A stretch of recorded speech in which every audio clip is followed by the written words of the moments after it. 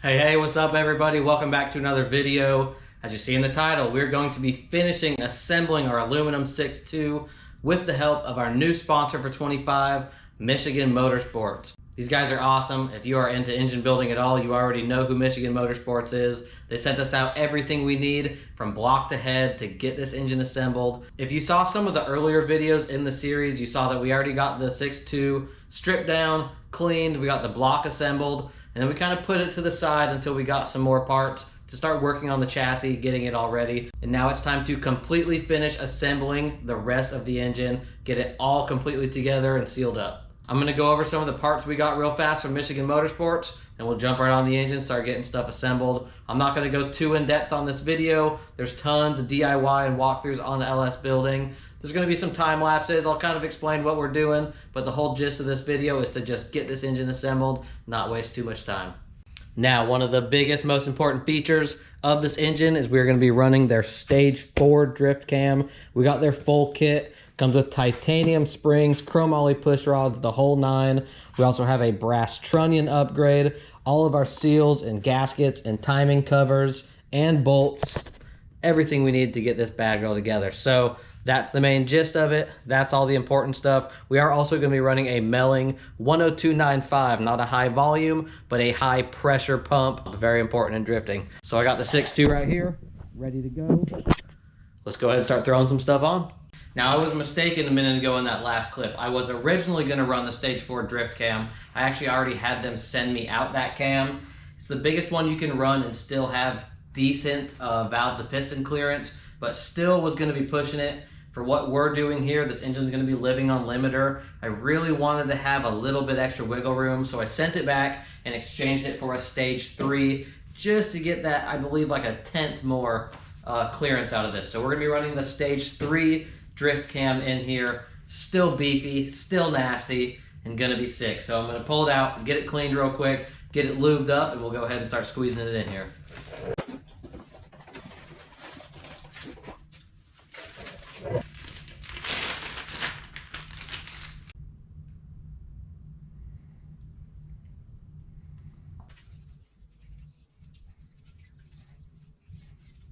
Probably should have put on some gloves for this, that was stupid.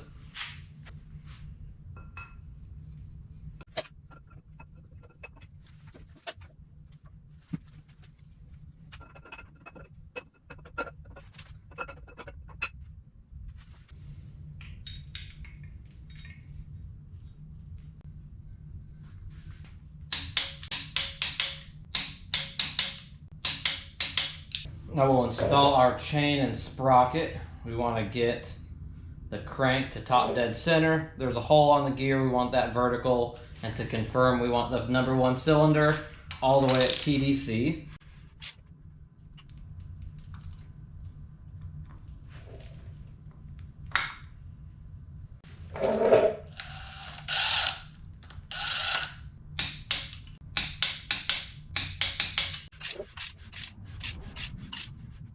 And there it is. We rotated the engine a couple times. I'm going to turn it over a couple more just to confirm. Timing marks are still lining up.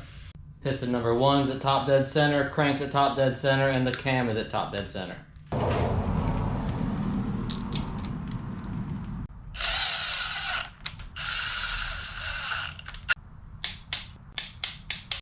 Now for the oil pumps, there's a few different methods that people have for installing these. Some people like to take this cover off, shim it to get it perfectly centered. I prefer an easier method of just getting this on here. We'll hand tighten all the bolts, rotate the engine 3 times, torque it down to spec. It's proven to be good enough.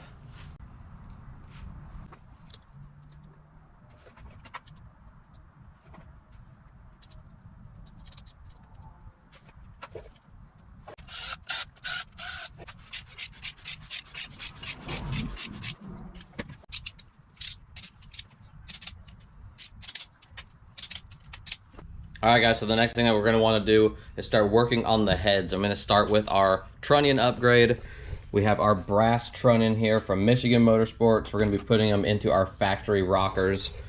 Pretty easy process to do. In a previous video, I already stripped down these rockers, Sonic cleaned them, they're all ready to go. So we're just going to start getting these all pressed in.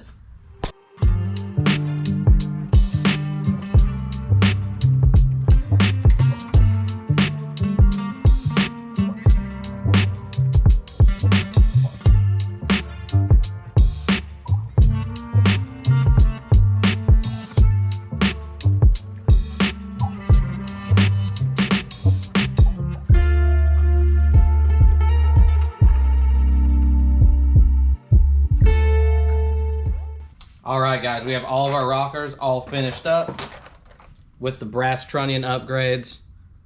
Looks fantastic. It's gonna function great. Super hyped on this. All right, so next up we have our lifters. I've had these soaking for about 12 hours or so. We'll go ahead and get them in our trays. I'm gonna throw on these gloves. I got a huge pack of these gloves for free. They're a little big, but hey, they keep your hands clean. Now these are LS7 roller lifters. They do have a little oil feed that a lot of people say doesn't matter if it faces the front or the rear of the engine. I'm going to face them towards the rear.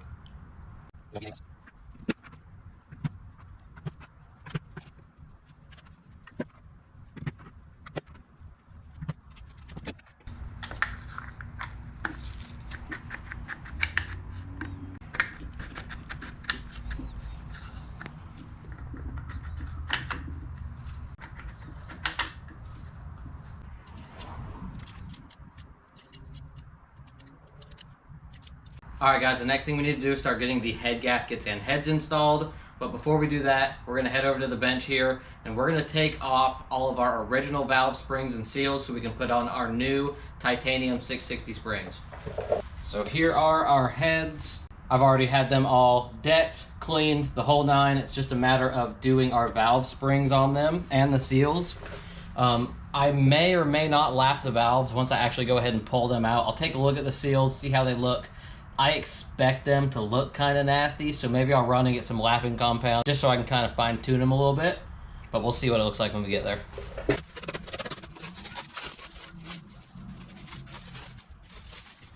Alright guys, so what I'm doing here is I packed the spark plug holes full of plumber's putty and I filled up each little area with water. And what I'm doing here is pretty much leak down testing them. The guy who did my heads said he leak down tested them. I'm not going to trust that, honestly. I have no proof of it. So shout out to one of my buddies, Margaritas. He is a pro driver and he had told me to do this method here, fill them up with water, get the heads flat, let them sit for 30-45 minutes, and you don't want to see a drop of water in any of the intake or exhaust ports. So I got a timer going right now and we'll just let these sit. I'll come back in about 30 minutes and I'll show you guys what we got. Alright, so our leak down test failed pretty dramatically. It was just a couple minutes. Water started dripping out of 3 of the 4 ports. So that's good to know. Can't trust the local cylinder head guy. So anyways, I'm going to go ahead 2 at a time, start pulling off these valve springs. And I'm going to lap these valves myself. Now this may not be a perfect job, but it's definitely going to be a lot better than what it is now. I have this valve spring compressor tool here. Just a standard Amazon one, nothing special, pretty straightforward. So we're gonna go ahead and get these installed and we will start pulling off these springs. I'll show you how I'm gonna lap the valves.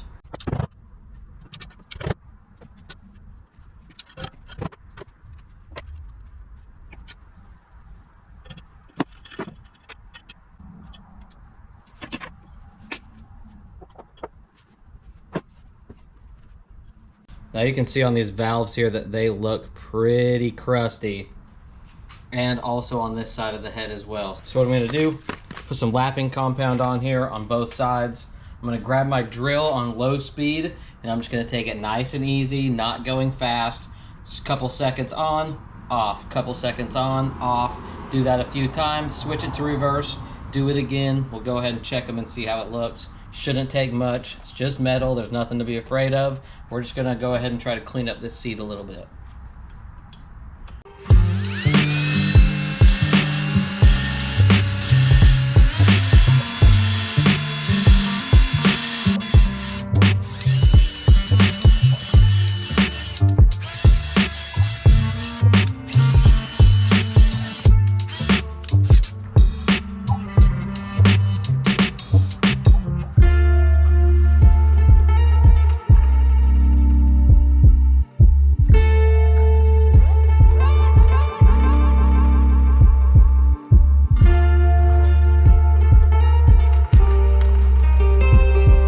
Alright, this head's all done. I'm not sure how long that time lapse was.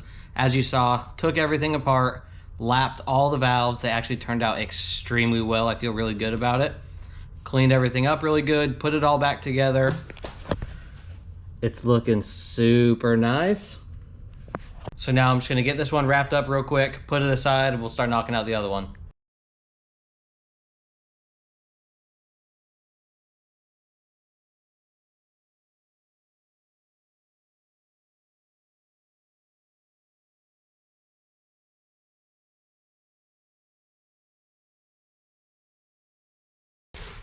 All right, so that is both heads all done. Valves are lapped, valve springs are in, everything's clean, it's ready to go. It's about 1:30 in the morning. I'm ready to go to bed. I'm gonna get these wrapped up real quick. I'll check back with you guys tomorrow. All right, my camera just died. I went ahead and threw our 5-layer OEM head gasket on. We're gonna go ahead and get this head on.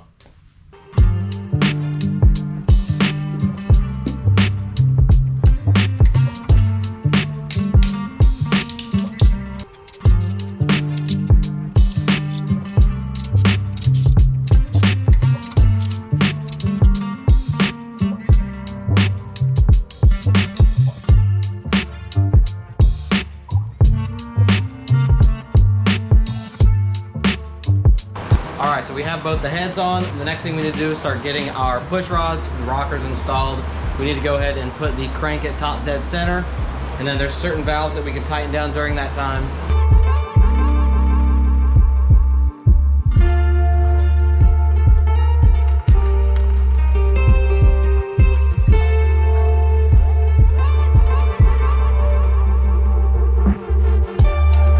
Alright, so we have the heads installed, rocker arms, top end's all good. So now we're gonna go ahead, flip the motor over. I don't have a valley cover yet. That'll be here in a couple days. I'll throw it on when it does. And start working on our windage tray, pickup tube, oil pan, timing covers, and we'll have this thing completely assembled. Alright, we'll throw on our rear timing cover, and just like we're gonna do for the front also, some RTV in the corners, and we wanna make sure we get a straight edge and level out where the oil pan is going to sit here.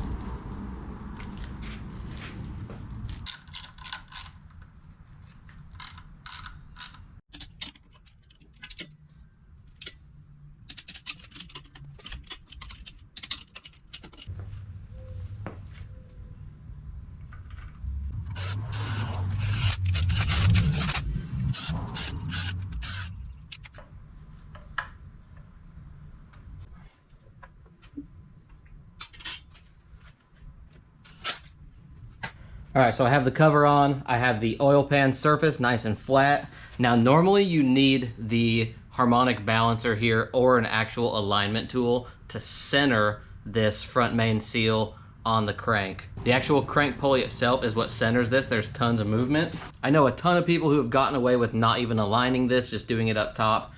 I don't have the crank pulley that I'm gonna use yet, but what I'm gonna do is the next best thing.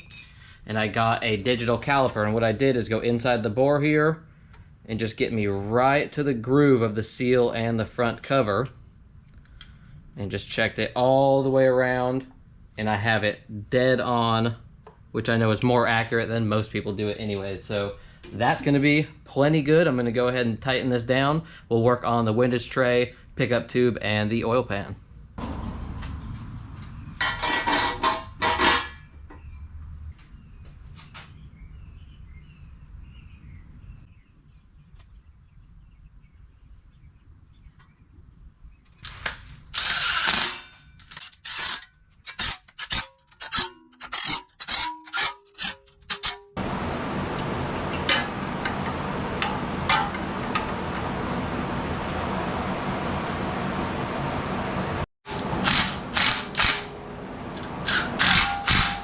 Alright guys, we're going to go ahead and put our oil pan on. If you saw a previous video, we have a new sponsor this year, Kevco Racing. They sent us out the oil pan. It's a 5-inch deep diamond baffled trap doors, mainly for like off-road racing, but will work great in our application also. So I'm going to get this all cleaned up, throw a little extra RTV on all the corners, and we'll get that thing thrown on.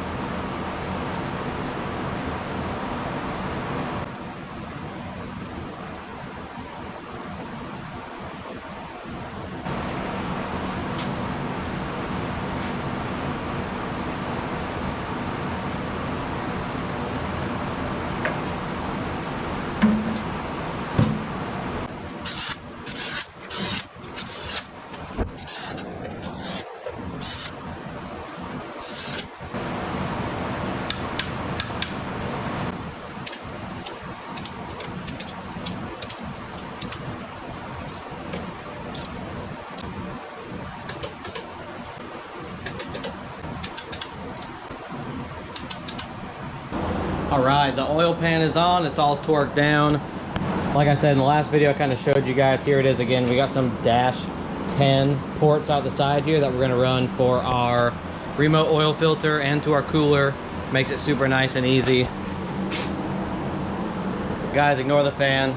It is hot in Florida again. I'm out here cooking, but here it is, all sealed up.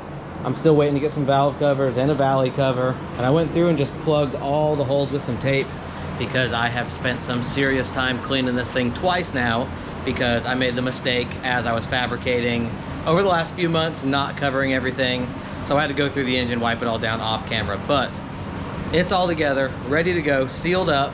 Super happy we got the engine done. Big milestone in this build. But that's gonna be the end of this video. I know it was kind of short-lived, a lot of time lapses, but hope you guys enjoyed it. I'll see you on the next one. Later.